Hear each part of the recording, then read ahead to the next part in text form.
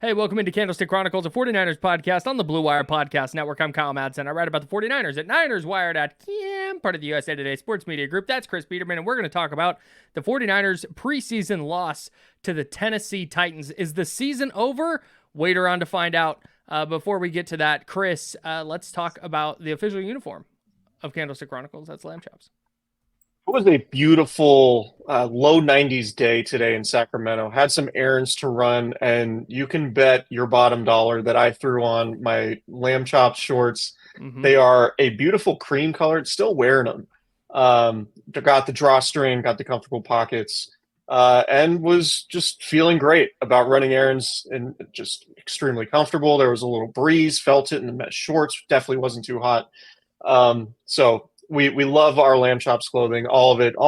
There's really quality clothing for any time of year. Fall's coming, and I bet the fall line that Lamb Chops has up its sleeve is going to be fire as always.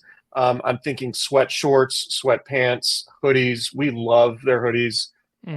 It's just high quality stuff. So go to sglambchops.com and use promo code Candlestick20 to save 20% on your order, and give them a follow on Instagram and X, formerly Twitter, at SG Lamb Chops. And use the promo code, buy some stuff, and get a little discount. It's a win-win for everybody. Hell yeah. We love Lamb Chops. SGLambchops.com is the website. Check it out. Let's talk about the 49ers. Here we go. Titans 17, 49ers 13. Chris, let's talk play calling. What went wrong on that final drive? Yeah, I don't really have a whole lot for you on that. I did find it interesting. How are you not better attacking the too high shell? That's all I need to know. I did find it interesting that Kyle Shanahan relinquished play calling duties for the game, and I think that sort of underscores what preseason is, right? It's an opportunity to put people in positions, whether they're players or coaches, in positions that they're not going to be in during the season, right? And to try to see if you can get some development on that front. Really, like, as is the story with the 49ers, until they get Brandon Ayuk signed, or until there's a resolution to that saga, and until Trent Williams comes back and is playing at a high level, those to me are going to be the two biggest stories of August, regardless of really what's happening on the field. Christian McCaffrey's got to get healthy. I think that's another important story that is immediately below that. But look, I thought, it was the backup quarterback situation. I think Brandon Allen's ahead, and I don't know how comfortably ahead he is, but I think he's ahead. And I was pretty encouraged by just the efficiency, the accuracy, the command of the offense that he had. His two deep throws were right on the money and should have been completions, and his numbers would have looked a lot better. Yeah.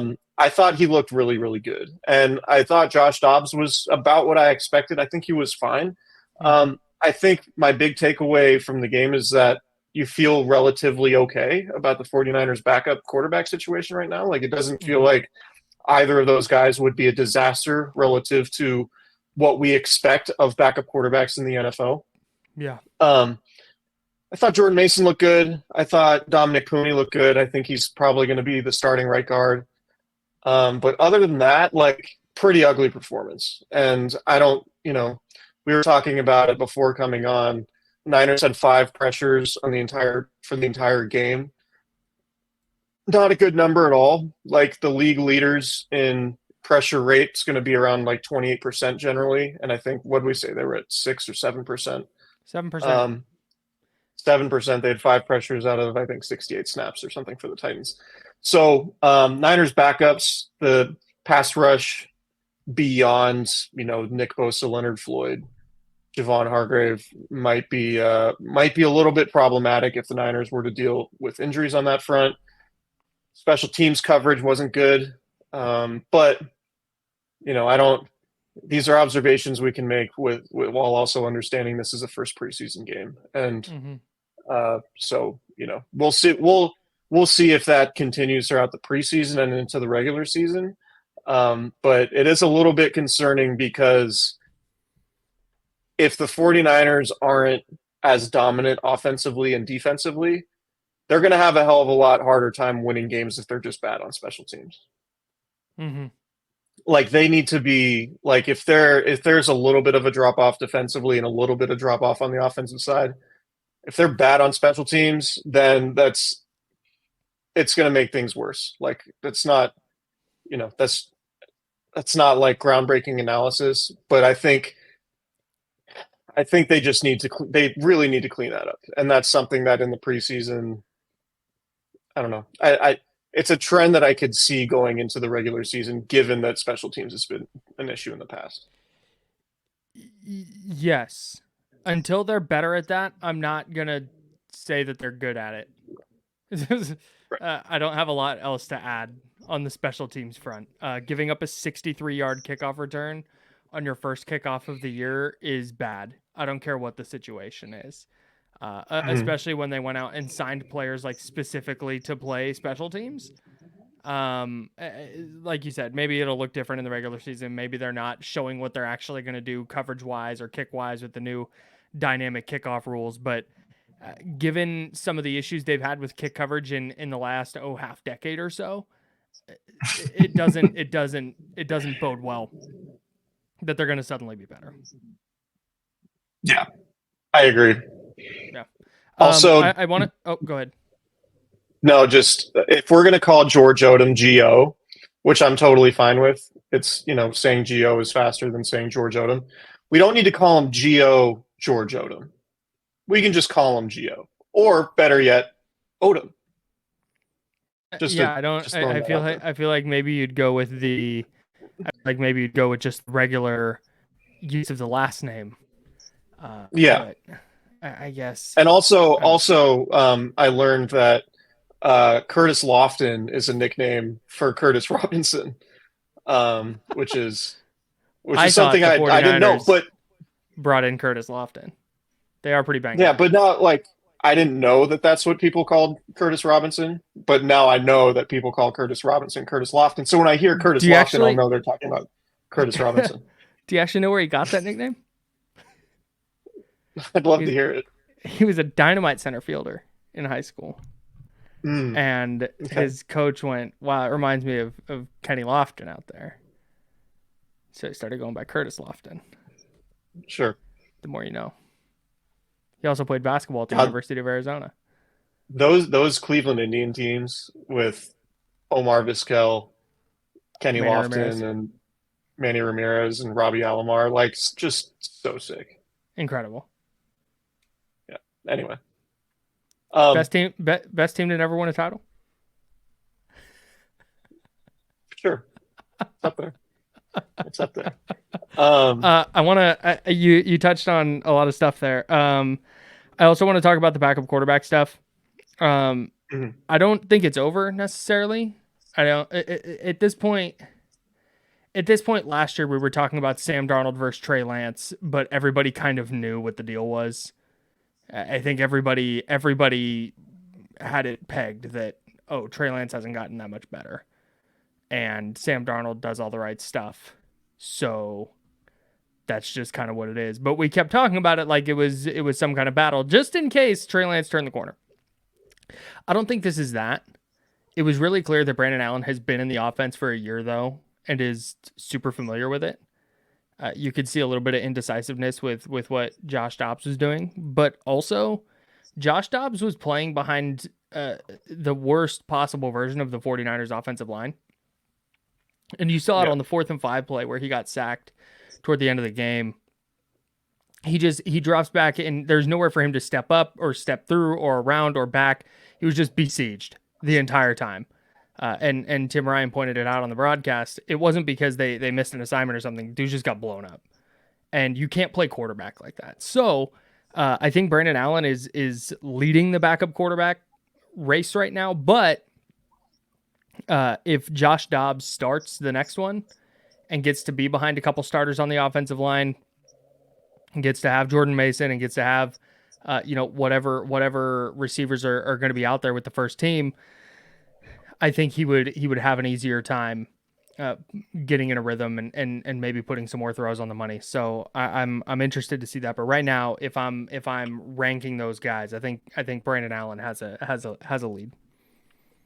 Yeah, and I mean, Pro Football Focus's grading reflects it. I mean, he only completed 7 of 13. That's only 53.8%, but Pro Football Focus tracks, accurate throws, and Mm-hmm. he had an adjusted completion percentage of 75%, Jesus.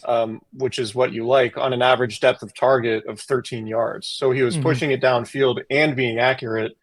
And his yardage totals, had he complete those 2 long passes that were drops, he finished with 98 yards. He's probably like 150, 160 yards Yeah.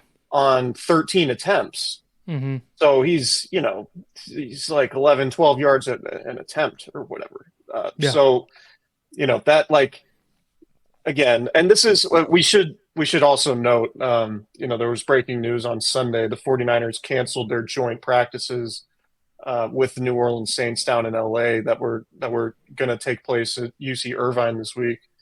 They canceled them because they're dealing with so many injuries, and they just cannot field enough of a team to have competitive joint practices, Mm-hmm. which is also a pretty big story. And maybe that's that, not that we need to like give excuses for poor preseason play, because that's all the preseason is just poor play in general. But Mm-hmm. like, they are a team that is like pretty much decimated with injuries Yeah. at every level of the depth chart. It's not just like some of the starting guys.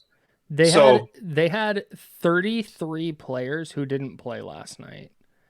And I'd say generously 15 of those, and that's probably super generous, were starters that they didn't want playing. mhm. And that means you've got upwards of 20 dudes who are not playing because of injury on a 90-man Yeah, but roster. so That's tough. the starters who played, Jair Brown, Mm-hmm. Colton McKivitz, Aaron Banks, and are we calling Dominic Puni a starter yet? Yeah, I am. I've seen enough. Okay. Dude's a gangster, bro. Okay. Okay. Yeah, He I'm like looked 75% of the way there. I think he's definitely the leader in the clubhouse for sure. he just looked like a dang, he did not get a great PFF grade, but he just looked like a starting offensive guard. He pass blocked well. He didn't whiff any assignments. I think there were maybe a couple of times he got caught up in the wash a little bit in the run game, not knowing exactly what to be doing. But on Jordan Mason's touchdown, having the wherewithal to push the running back across when he'd gotten stood up, I thought he handled himself really well in his first pro game, and I'd feel way better about him being out there at this point than probably Spencer Burford. So Well, we I've don't seen even enough. know, like, even if Spencer Burford has gotten a lot better since the last time he played, he's hasn't been practicing because of a broken hand, Right. right? Yeah. And whatever, John Feliciano's been in and out of the lineup in practice, but it doesn't seem like he's getting nearly the when he is healthy. He hasn't been getting the same number of first team looks as Puni has. Mm-hmm. So I think that speaks volumes generally.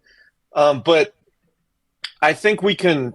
I don't know. Do you have any other pressing takeaways from the preseason game? Because I really don't. It was an injured team that didn't play particularly well, and Brandon Allen and Josh Dobbs looked fine, and that was really kind of it. Jordan Mason might be a nice backup running back, I and thought maybe I thought Rocky Sin played well. okay, He pushed Calvin Ridley to the boundary on a red zone fade. Um, that I thought was effective. Had another nice pass breakup later. Swiping down on the ball as the receiver was going out of bounds to break that up. But the fact that he played as much as he did, it gave me Komoko Toure vibes, where mm, he was playing a lot in the preseason and was super productive in the preseason. And you're going, oh, wow, this guy is really productive. He's going to make the team. But the fact that he was playing for like 78% of the snaps in a preseason game said everything you need to know about where he stands at the coaching staff. So maybe it was an it's in. injury thing. Maybe it was an injury thing at corner, and they just kept him in there. But I thought he stood out in a good way for week one. sometimes that can be a little bit tough um, to sift through when it comes to like, is this guy playing in the preseason because he's just being an innings eater and they just need somebody to Mm-hmm. play, or is he playing in the preseason because they're like, oh, we like this guy and we want to see what he's got, and we Yeah. think he's earning a roster spot. Like sometimes it's like the Kamoko Torre thing is dead on by you because he was basically brought in just to play, just to get snaps Yeah. and just like be a preseason guy. And I was like, oh wow, look how productive this dude's being in the preseason. Like maybe he'll be able to help him. And they're like, no, we liked our guys healthy and wanted a guy we were going to cut to get those reps. Yeah. So that's an interesting call. Um, I thought Renardo Green played pretty well. I did too. I think it's really tough to be moving outside and inside, really Mm-hmm. for any player, but to do it as a rookie and to be relatively competent is a credit to him, and I think Yeah. that's a really positive sign moving forward. I would So agree. that'll be interesting to see. Um, but yeah, I don't know. D Hey, Winters got a terrible PFF grade, missed some I tackles. thought he was fine outside of the missed tackles. Yeah, Thought he was okay. I think they have a lot of players at linebacker who can play in the NFL.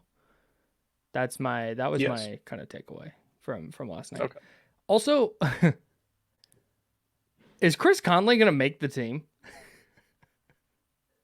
yeah, I think so. It when I was going through it before the year, or I'm sorry, not before the year, but when I was going through it before the game, I was looking at this year and I'm going, it's assuming Brandon Ayuk's around. It's Brandon Ayuk, it's Debo Samuel, it's Juwan Jennings, it's Ricky Pearsall, Jacob Cowing, the 4th round pick. He'll be on the team. And then it's probably Ronnie Bell because they can sneak Chris Conley through waivers and just land him on the practice squad. But when you look at what he did last year when he was up and playing, particularly on special teams, and then just the fact that he's a pro as a receiver and knows the offense and knows where to be and just does the right stuff, I kind of think that the 49ers might not be able to afford to not have him on the 53.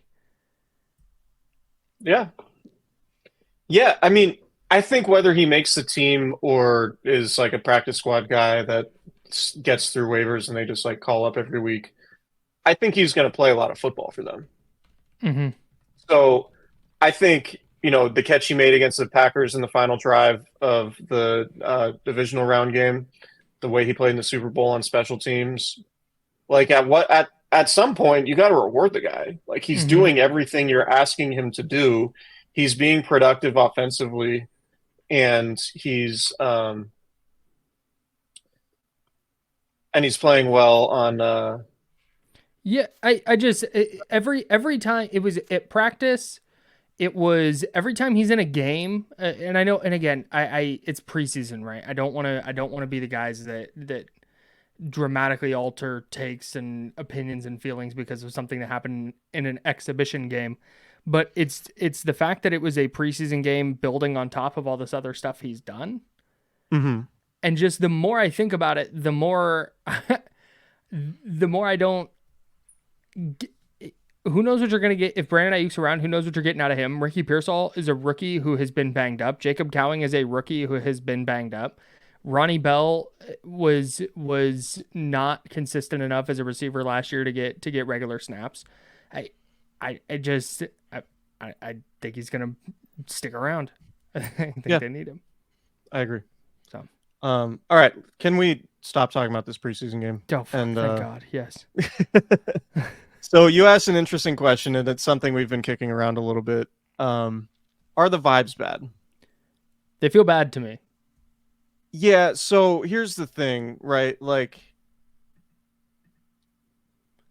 there's a very like what makes the NFL so interesting, or one of the many things that makes the NFL interesting, is the line between like everything being awesome and everything being bad is really, really thin. Yes.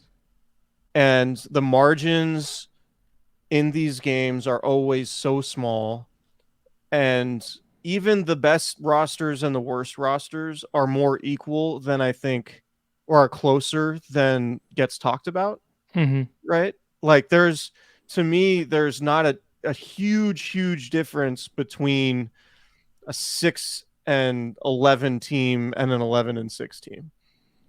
And Mhm. that's kind of why the quarterback position gets, because ultimately like the quarterback can be the differentiating factor. And that's why quarterbacks draw so much attention. But I bring that up because the Niners seem to be walking this line right now of, yeah, on paper, they should be really good. On paper, they have one of the best rosters in football. On paper, their championship window is open. And you could say all those things going into the 2020 season. Mhm. And I know 2020 is, entirely different because of COVID and everything like that. But that season just ended up being the season from hell, COVID aside, right? Just like all of the injuries and stuff. And I'm not saying that because there are so many injuries in early August that's going to continue throughout the regular season.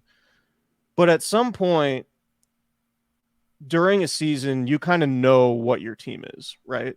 Mm-hmm. And like for the 49ers, it felt like last year, they knew it early. They're like, oh, we're going to be good. Like we're going to be really good. Like we're going to go to Pittsburgh week 1 and beat their ass. Mm-hmm. Right? Because Christian McCaffrey's hurt, because Brandon Ayuk hasn't been in camp, because Trent Williams hasn't been in camp. There's just a lot of factors not going in the 49ers direction to where, and I'm guessing and speculating on this, but I don't think they can confidently say, yeah, we're going to beat the Jets ass week 1 on Monday Night Football. Mm-hmm. Like, I just don't think they're in that place because of all of the external factors that are keeping, their best players from playing football right now. Mm-hmm. And again, fully understand that it's August 11th. Mm-hmm. But if we look back, if the Niners have a season where they're like, say they win 9-10 games and they're like dog fighting just to get into the wild card round, that would be pretty wildly disappointing, right? Given the expectations, given the way we view this team and the equity this team is built. But if they have that type of season, I do feel like we could point back to like, well, yeah, like training camp was a shit show. Like they didn't have any of their guys, and they didn't go into the season in any sort of rhythm. They were playing catch up in September and October. Yeah. Because we've seen them do that before. We've seen them struggle in September and October, and yeah, they've still made deep playoff runs, but the seasons were far more stressful because they struggled in September and October. Right. And ultimately, that caught, say, 2021 when they had to go to Dallas and go to Green Bay and go to the Rams. Like they just ran out of gas, even though they're probably better than the Rams. They ran out of gas because they had to like fight tooth and nail for everything they got that season. Instead of, the 2 times they've been to the Super Bowl, they've had they've been in the number 1 seed and had the first round bye and home field. And I don't think that's a coincidence. I don't think so. And a healthy quarterback. So for this team, I just think it's fair to ask the question, like, are they in a bad place right now? Or are they in a place that makes you wonder, like, could this be problematic? And maybe maybe in the next couple weeks, the Brandon Ayuk thing gets resolved and he's playing at a high level. Trent's back and it's like, oh yeah, same old Trent, same thing. McCaffrey's 100% for, his calf injury's healed and he's fine. And then it's like, okay, they're back. That very well could happen. 1000%. But if they're like missing like 10 guys who play, whether they're starters or core special teamers or whatever, it feels like there could be like an avalanche effect, a snowball effect to like where the start of the season ends up being a lot more difficult than we anticipated. Yeah, I think there's a bunch of different ways this can be looked at, right? Maybe the vibes in the locker room are fine. Maybe they have talked to Trent Williams and they know, you know what? Hey, Trent Williams is going to show up in a couple weeks. Everything's good. Hey, we know that Brandon Ayuk thing is going to be water under the bridge in a week or whatever. and everything's going to be fine. And we know that a bunch of these dudes who are banged up, we're not going to be on the 53-man roster anyway. So it's all good. Get us to week 1. This is all a formality. Maybe that's it. But just as and again, this is I am saying this from a place of self-awareness if I'm a person on a podcast. From my vantage point, where I'm sitting as an observer, that's what I am here. As an observer, the vibes are bad. With everything you mentioned, Trent Williams and Brandon Ayuk and Christian McCaffrey, and now they're canceling joint practices because they're so injured, and they're losing a preseason game. I just it doesn't feel great as somebody on the outside. But maybe it won't matter. Because if by the start of week 1, all of this is resolved, and it turns out that Christian McCaffrey was sitting out because they just didn't want him to re-aggravate anything. They know he's ready to go for week 1. Cool. Like I'm right there with you.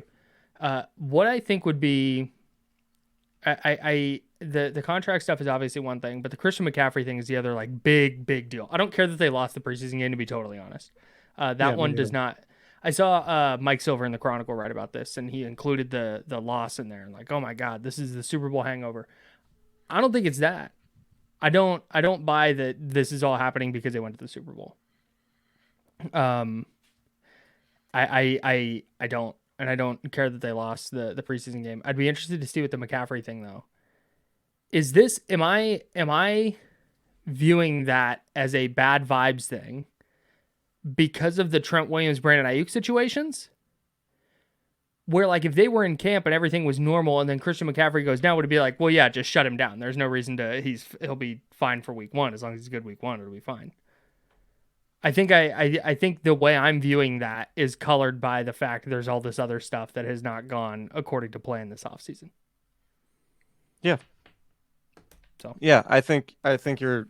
I agree with everything you said. It feels like right now on August 11, the vibes are bad. Yeah, and it's just like what do you feel good about, right? Like right now, I feel good about Brock Purdy. I feel good about Deebo Samuel.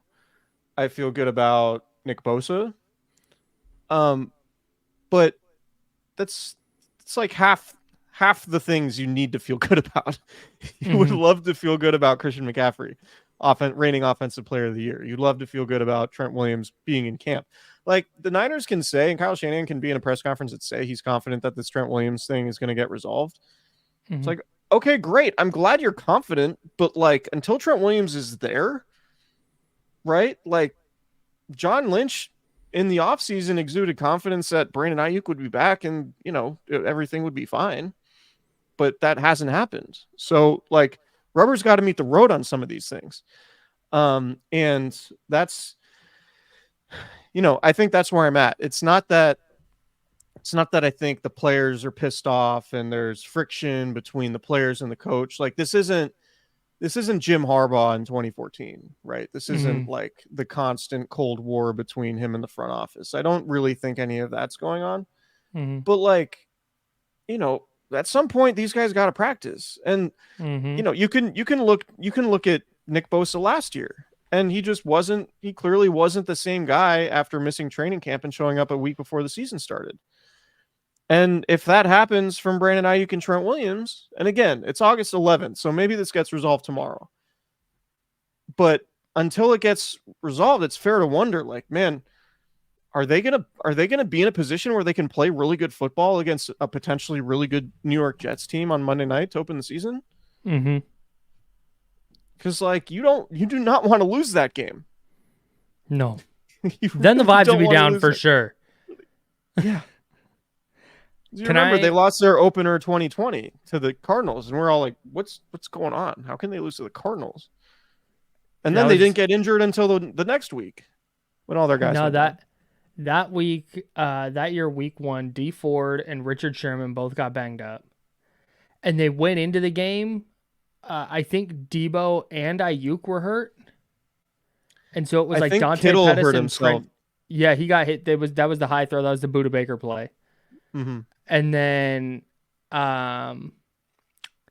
it was like Dante Pettis and I think Trent Taylor were their 2 starting receivers in week 1 of 2020. That feels Tough right scene. to me. It wasn't great. Things aren't going the right direction right now for the Niners, to be extremely clear, but also I'm not ready to write off their season because of it. No. I think that what's important to point out, you basically have to have a more or less perfect regular season to get the 1 seed. Mm-hmm. And the 1 seed is a huge advantage when it comes to getting to a Super Bowl. Correct. So what we're talking about is we're fearing that the 49ers might get off to, a bad August might lead to a rough September and maybe a tough October, and then they're playing catch up in November and December like they were in, say, 2021. Mm-hmm. Where a reason you could point to why they didn't get to the Super Bowl is because they had to play all those road games in the playoffs. Mm-hmm. And had to, win your week. Did they have 17 games in week 8? And I think that was a week 18 game when they had to beat the Rams in overtime just to make the playoffs. Yes, that is correct. So ideally, you'd want to cruise to the 1 seed like the Niners did last year, instead of fight tooth and nail all year and then go into the playoffs like exhausted just from getting there. Yeah. I'm going back. I'm looking at that week 1 right now. Yeah, Dante Pettis and Kendrick Bourne were the 2 starting receivers for the Niners that day. Raheem Mostert led the team in receiving with George Kittle. Kendrick Bourne, Jordan Reed, 2 catches for 12 yards. Tough go. I think that was was there a late hit on Kyler Murray in that game? Probably. And Murray, I remember Murray scrambling being a real issue. Yeah, 13 for 91 for Kyler with a touchdown. Yeah. God, COVID sucked. I remember being in that press box It's like so brutal. 20 feet away from everyone else. So brutal. And plexiglass. God, it's horrendous. There were a lot more reasons COVID sucked, to be clear. We both know that. Right. From a working standpoint, that is why it sucked from that small standpoint. Yes. Yeah. Just want to make sure everybody knows we know. Can I drop is Conspiracy Bill here? All right. The 49ers actually canceled joint practices because Brandon Ayuk is about to sign this contract and they want to make sure that he is in practice on day 1. And so they wanted to make sure that that happened in the building because they're not going to take a contract down to UC Irvine.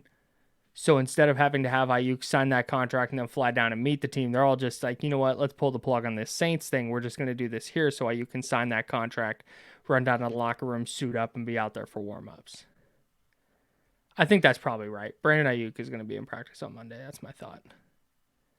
You think he'll be in practice on Monday? So by the time people listen to this, he'll be signed? Depending on when they listen to it. Practice until 2. They started it at 2 o'clock to give themselves some extra time. You might think, oh, it's for treatment and to watch film and to have meetings. No. It's negotiating time, baby. Really stretching that clock. Getting the quill pen ready for the social media. Right, chasing down the bird to make sure they can get the feather out. Do you have thoughts on Ambry That's a Thomas? joke. That's not an actual thing. Go ahead. Yeah, no, I know. I think our audience gets that. I would just really want to make 100% sure. Do you have any thoughts on Ambry Thomas breaking his arm? It sucks for him, man. Yeah. I hate it a lot. I had him on the outside looking in at a roster spot going into Saturday, and he didn't play well when he was on the field, and then he breaks his forearm. Like, man, that is a deep, deep hole to dig out of. And it sucks because he's shown he can play in the NFL. Like, he has shown in stretches that he is an NFL player, and he's just not been able to reach that level consistently. And now he is not going to get a chance to do that in this preseason. Kind of some Akella Witherspoon similarities where it's like guy you draft relatively highly, you like the tools, you think he can be a good player, he shows signs of being a good player, and then is just wildly inconsistent. Yeah, I think yes. Same in that way for sure. Yeah. I'm interested. Here's what I'm fascinated by. No, it'll be what I need a different word for interesting. I Intrigued. wonder. No, it's more than interested. Intrigued is like, Interested is like, I'm listening. I'm wondering how they're going to handle it. Whether they put him on IR now, where he's done for the preseason, but then he can reach an injury settlement and become a free agent, or do they keep him on IR all year, or do they say, yeah, as soon as you can get out there, you can try and battle for a roster spot and then just get cut like a normal player? I'm not sure. I have no idea.